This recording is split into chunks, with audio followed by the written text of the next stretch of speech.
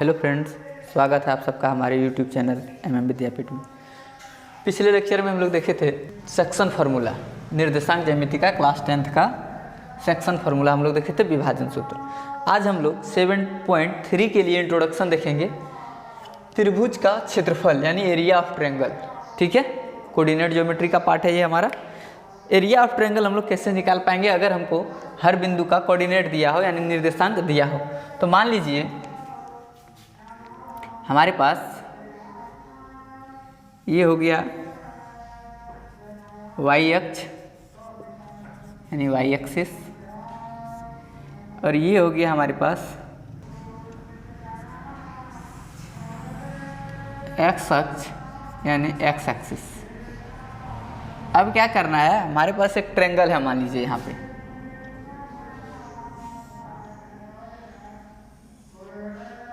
एक ट्रायंगल दिया हुआ है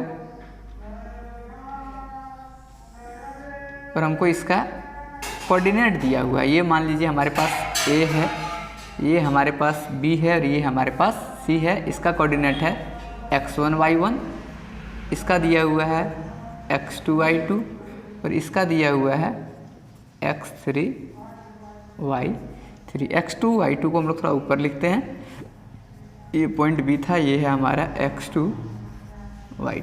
ठीक है, हमको इस ट्रायंगल का एरिया निकालना है। तो ऐसे तो कुछ भी समझ में नहीं आ रहा है कि इसका एरिया हम लोग कैसे निकाल पाएंगे। तो हम क्या करते हैं, इसको हम लोग नीचे परपेंडिकुलर खींचते हैं तीनों से।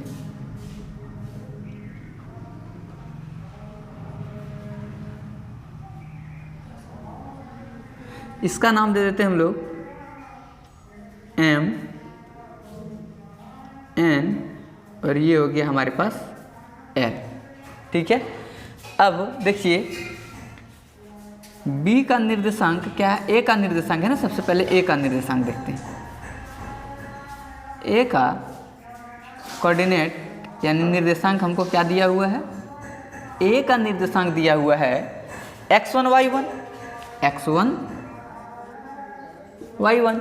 बहुत ईजी है, इसमें हम लोग प्रूफ भी समझ जाएंगे कि कैसे ट्रायंगल का एरिया निकालने के लिए जो फॉर्मूला आएगा हम लोग प्रूफ भी देखेंगे इसमें कि कैसे हो पाएगा। बहुत ईजी है, खाली थोड़ा सा कॉन्सेंट्रेट करिए आप लोग।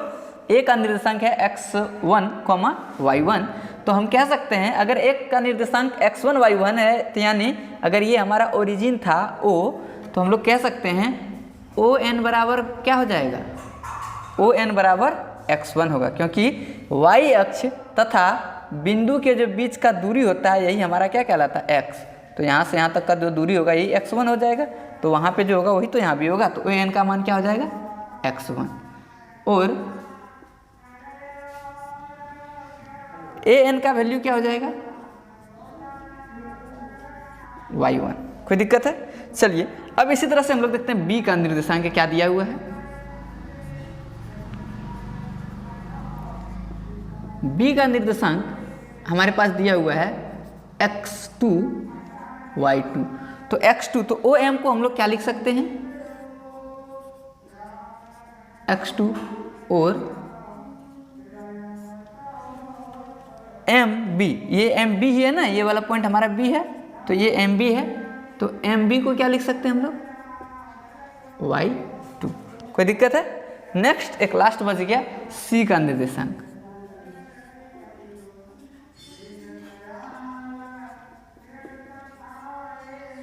C का निर्देशांक है हमारे पास x3 y3, तो OL हमारे पास क्या हो जाएगा, OL x3 कहलाएगा और LC y3 कहलाएगा। ये x3 और LC है ना, LC कहलाएगा हमारे पास y3।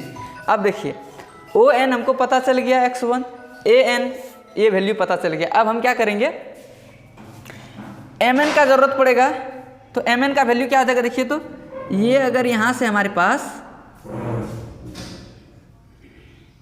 इतना सा x1 है और यहाँ से लेकर के यहाँ तक का पार्ट अगर x2 है, तो ये वाला जो पार्ट हमारे पास बचा है MN, ये वाला पार्ट क्या हो जाएगा हमारे पास, x2 माइनस x1 होगा। तो हम लिख सकते हैं, आगे देखिएगा यहाँ पे क्या लिख सकते हैं, एम एन बराबर क्या होगा, O N minus O M,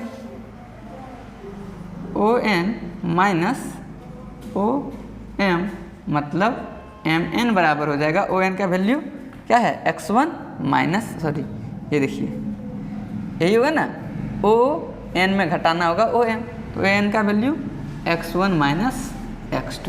कोई दिक्कत है? चलिए अगर हम ml का बात करें, ml अगर हमको निकालने का ज़रूरत पड़ेगा तो ml बराबर क्या हो जाएगा, ml बराबर क्या हो जाएगा कि पूरा वैल्यू हम निकाल लेते हैं किसका,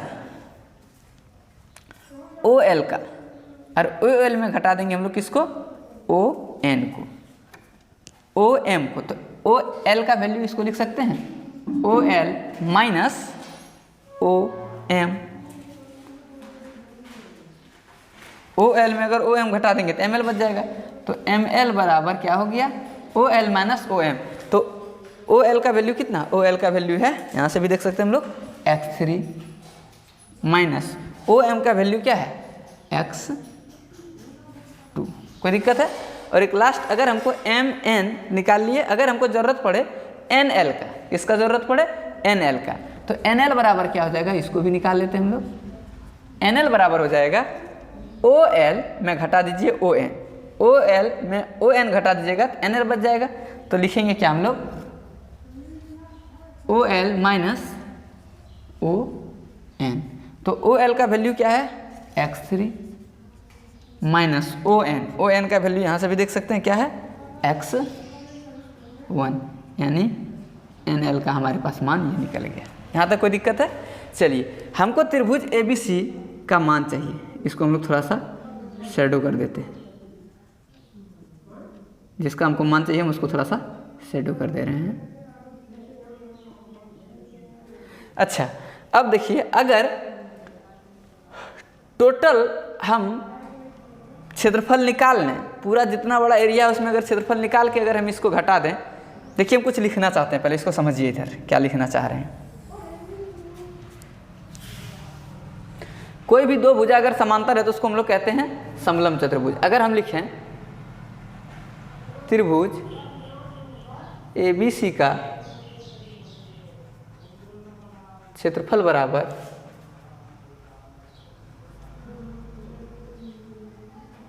समलंब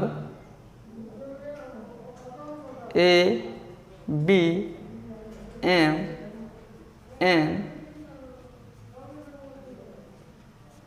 का क्षेत्रफल प्लस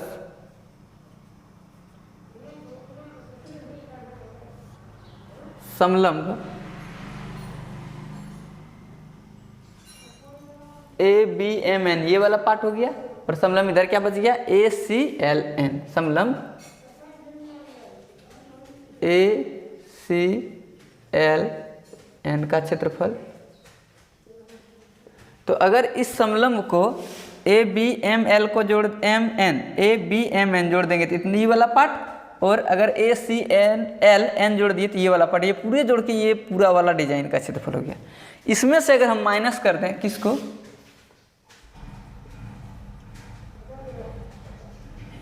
समलंब क्या है ये BCLM को, तो त्रिभुज बच जाएगा। देखिए तो समलंब BCLN का क्षेत्रफल क्लियर है।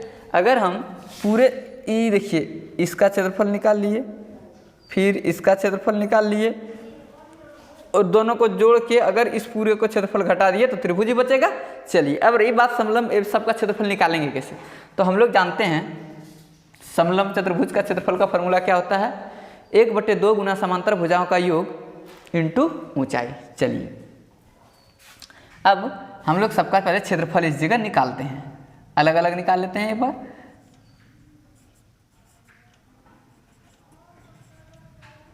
या चाहे तो हम लोग डायरेक्ट एक साथ भी मान बैठा सकते हैं, कोई दिक्कत नहीं, मान ही बैठा देते हैं डायरेक्ट, वही ठीक रहेगा।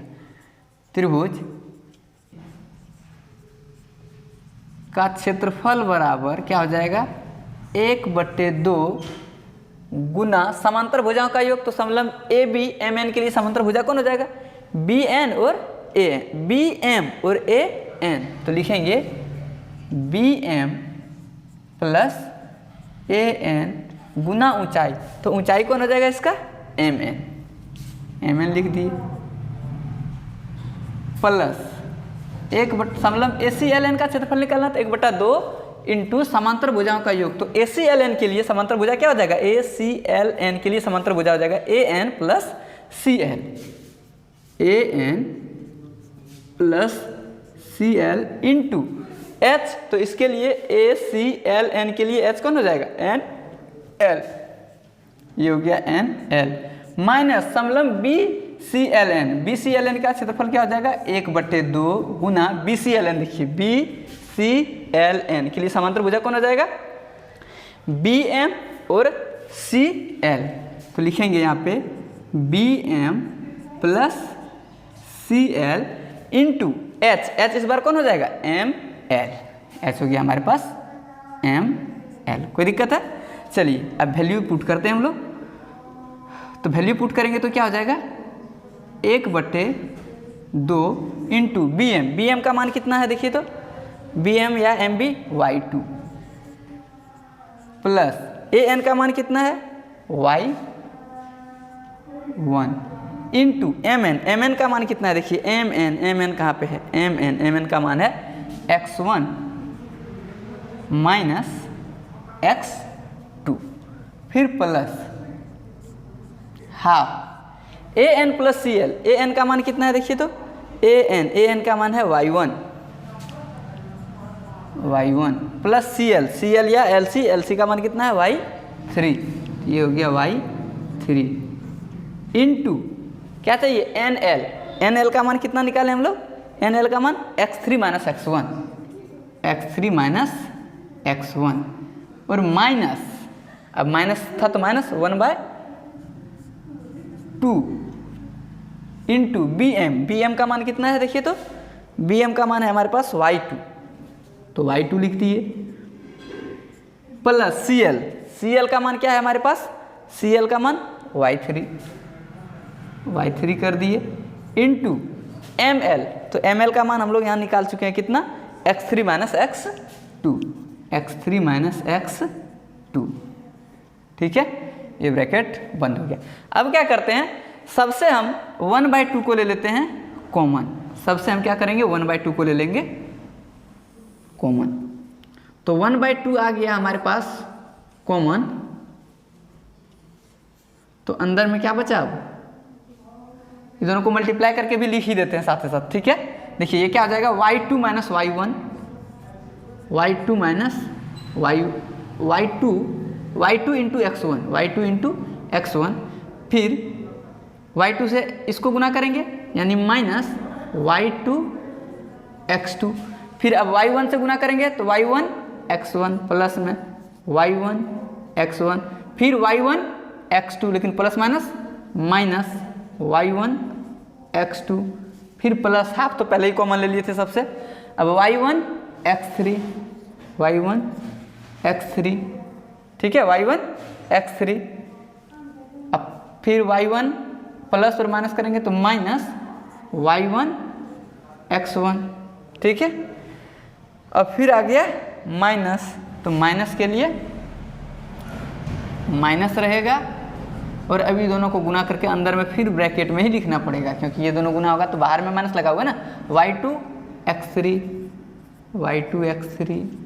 ठीक है, फिर y2 x2 लेकिन प्लस माइनस y2 x2, फिर y3 x3 plus y3 x3, फिर प्लस y3 x2 और ये प्लस माइनस हो जाएगा ना y3 x2, ठीक है। अब इसको हम लोग क्या करते हैं, आगे सॉल्व करते हैं, तो इधर वाला पार्ट को हम मिटा दे रहे हैं, ठीक है। चलिए आप लोग कॉपी में नोट कर लीजिएगा, यानी तो 2 बार स्क्रीनशॉट करना पड़ेगा, एक बार पहले कर लीजिएगा इधर वाला फिर उधर। अब देखिए अगर इसको मिटा देंगे इधर, तो अब क्या करेंगे, इसमें से जो हम लोग माइनस ब्रैकेट में था, इसको पहले एक बार लिखते हैं हम लोग इधर लाके। अब इसको हम इधर ले आते हैं और क्या हो जाएगा 1/2 y2x1 minus y2x2 plus y1x1 फिर माइनस y1x2 माइनस y1x2 फिर प्लस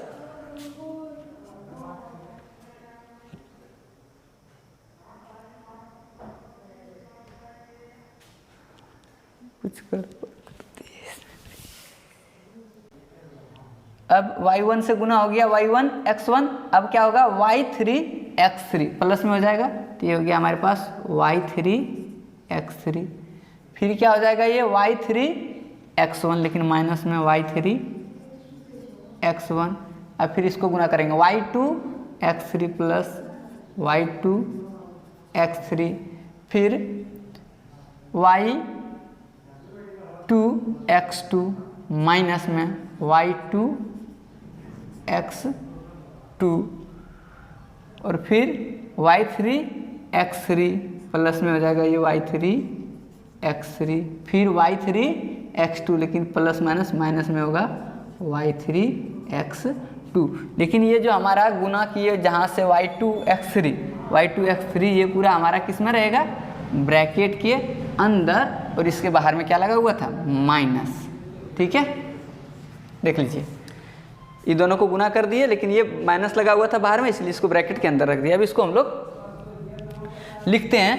अगर इसको हम लोग लिखेंगे तो क्या होगा, इसमें से इसको पहले इधर देखिए 1/, इसको इधर ले आते हैं,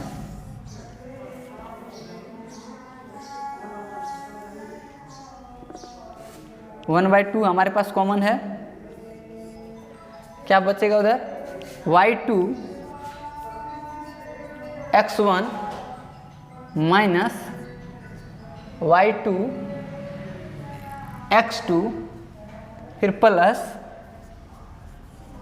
y1x1 minus y1x2 plus y1x3 minus y1x1 और यहाँ पे फिर प्लस, यहाँ से प्लस इससे स्टार्ट होगा ना, प्लस y3x3 माइनस y3x1। अब ये देखिए minus plus minus y2x3 minus minus plus y2x2 plus y2x2 minus plus minus y3x3 फिर माइनस माइनस प्लस y3x2। ठीक है, अब इसमें देखिए y1x1 प्लस और वहाँ पे y1x1 minus cancel, y2x2 minus और y2x2 plus cancel, y3x3 plus और y3x3 माइनस ये भी कैंसिल। ठीक है, तब हमारे पास क्या बच गया 1/2।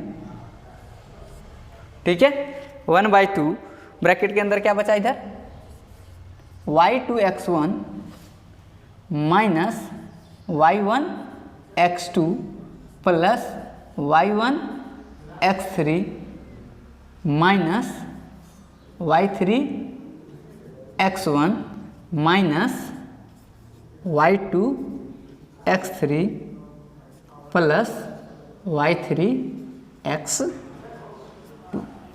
ठीक है, चलिए अब इसमें से क्या करना है, अब हमको सिर्फ इसमें से कॉमन ले लेना है और हमारे पास ट्रायंगल का फॉर्मूला आ जाएगा। देखिए क्या करेंगे 1/2 तो 1/2 रह जाएगा बाहर में।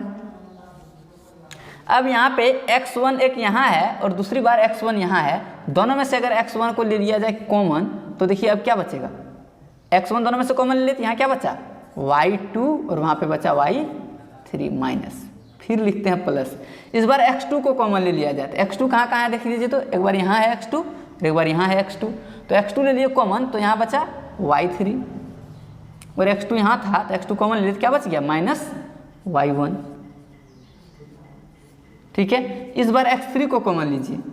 x3 कहाँ है हमारे पास, x3 यहाँ है, तो x3 और x3 यहाँ पर है, x3 कॉमन लिए तो पहले क्या बच गया यहाँ पे y1 और यहाँ से x3 गया तो क्या बचा माइनस y2। ठीक है, तो ये हमारा हो गया त्रिभुज का क्षेत्रफल निकालने का फॉर्मूला, यदि उसका कोऑर्डिनेट दिया हुआ है तो। ठीक है, चलिए हम इसको मिटाते हैं और इसको एक बार समराइज करते हैं। यहाँ तक कोई दिक्कत है? ये देखिए क्या आ गया, 1/2 into x1 into y2 minus y3, 1 लिए थे, बाहर में x रखते हैं, अंदर में x1 लिए तो 1 के बाद आता है 2, तो 2 माइनस 3 y2 माइनस y3। अब लिए x2 तो 2 के बाद आता है 3, तो y3 माइनस y4 तो है नहीं, तो वापस कहाँ चल जाएंगे y1 पे।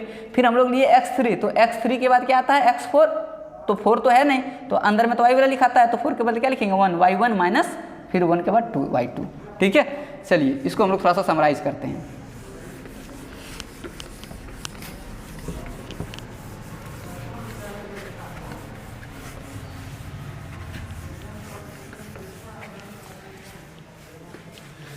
हम लोग क्या देखें कि यदि हमको ट्रायंगल का कोऑर्डिनेट दिया हुआ है तो इसका क्षेत्रफल निकालने के लिए क्या तरीका है, त्रिभुज का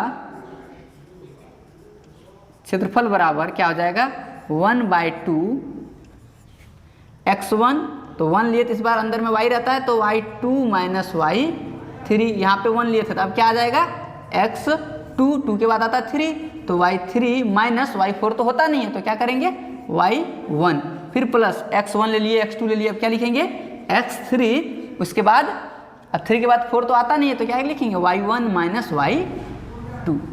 ठीक है, ये हमारा हो गया त्रिभुज का क्षेत्रफल निकालने का फॉर्मूला, यदि निर्देशांक दिया हुआ है, कोऑर्डिनेट दिया हुआ है। ठीक है, अब जब भी त्रिभुज का क्षेत्रफल निकालेंगे तो हमेशा ध्यान रखिएगा वास्तविक फार्मूला में उसका हम लोग मॉड लगाते हैं।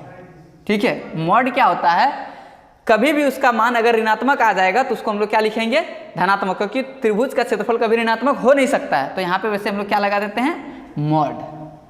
और या नहीं तो नीचे अगर कभी भी त्रिभुज का क्षेत्रफल अगर नेगेटिव आ गया, यदि त्रिभुज का क्षेत्रफल का आंसर किस में आ जाए, यदि त्रिभुज का क्षेत्रफल नेगेटिव आ जाए। ठीक है, तो इस कंडीशन में करना क्या है, एक लाइन लिखना है कि जैसे मान लीजिए माइनस नेगेटिव आया तो सेम आंसर वही रहेगा, जैसे -10 आया तो आंसर लिखेंगे +10, और क्या लिखेंगे नीचे एक लाइन, त्रिभुज का क्षेत्रफल ऋणात्मक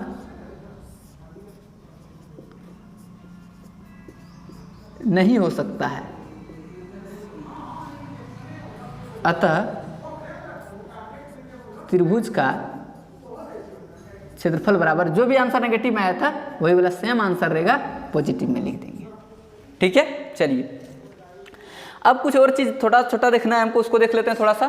त्रिभुज का क्षेत्रफल एक चीज और से अगर कभी ऑब्जेक्टिव में आ जाए त्रिभुज का क्षेत्रफल निकालने के लिए, तो हम लोग कैसे उसको यूज कर सकते हैं, या सिर्फ आंसर जहां आपको लिखना है, सॉल्व नहीं करना है, वहां पे हम लोग त्रिभुज का क्षेत्रफल एक आसान तरीके से निकाल सकते हैं। जैसे x1 y1, x2 y2, x3 y3 और x4 तो है जहां से स्टार्ट किए थे वही वाला वापस लिखेंगे x1 y1। ठीक है, अब क्या होगा, बाहर में 1/2, तो इसका कुछ रूल है। रूल क्या है, देखिए इसका रूल 1/2 रहने दीजिए बाहर में, इधर वाले को मल्टीप्लाई करते हैं और माइनस करते हैं इधर वाले को, फिर इधर वाले को मल्टीप्लाई करते हैं माइनस करते हैं उधर वाले को, इधर वाले को मल्टीप्लाई करते हैं माइनस करते हैं उधर वाले को। तो इसमें से शॉर्टकट निकाल लेते हैं हम लोग तुरंत, देखिए क्या हो जाएगा अब इसमें, x1 y1 x1 y2 minus y1 x2। ठीक है, फिर प्लस इस बार क्या करेंगे x2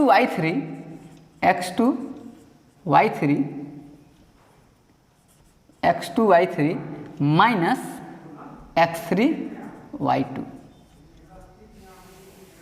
फिर एक बार प्लस लास्ट x3y1 x3y1 और माइनस इधर से करेंगे तो x1y3। इससे हम लोग शॉर्टकट में निकाल सकते हैं आसानी से। ठीक है, अब देखिए कभी कभी हम लोग को संरेखीय का चर्चा हम लोग फर्स्ट चैप्टर में भी किए थे दूरी सूत्र के माध्यम से, लेकिन एक और भी तरीका है, उसको हम लोग देखते हैं क्या तरीका है। संरेखीय का मतलब क्या हुआ था कि यदि यह एक मान लीजिए हमारे पास त्रिभुज है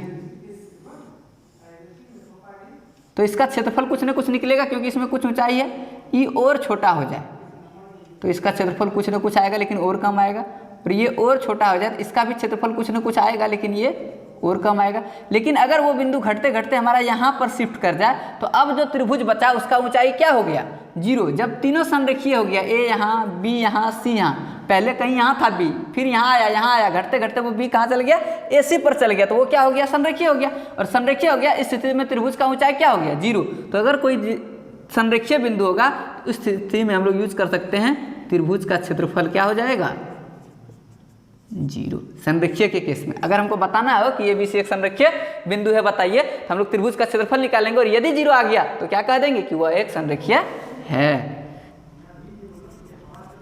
क्योंकि जब 0 हो ना मतलब वो यहाँ पे आ गया, इसका ऊंचाई कुछ रहा नहीं, तो 1/2 गुना आधार गुना ऊंचाई करेंगे, ऊंचाई 0 तो पूरे क्या हो जाएगा, 0।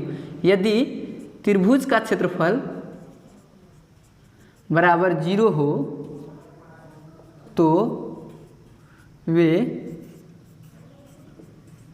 तीनों बिंदु संरेखीय होगा। क्लियर है, यदि त्रिभुज का क्षेत्रफल 0 हो जाए तो ये तीनों बिंदु क्या हो जाएगा, संरेखीय हो जाएगा। चलिए अब देखते हैं हम लोग थोड़ा सा आगे। चलिए देखते हैं हम लोग आगे कि एक स्पेशल कंडीशन अगर इस तरह रहे, यह हमारा मान लीजिए है y अक्ष और ये हो गया हमारा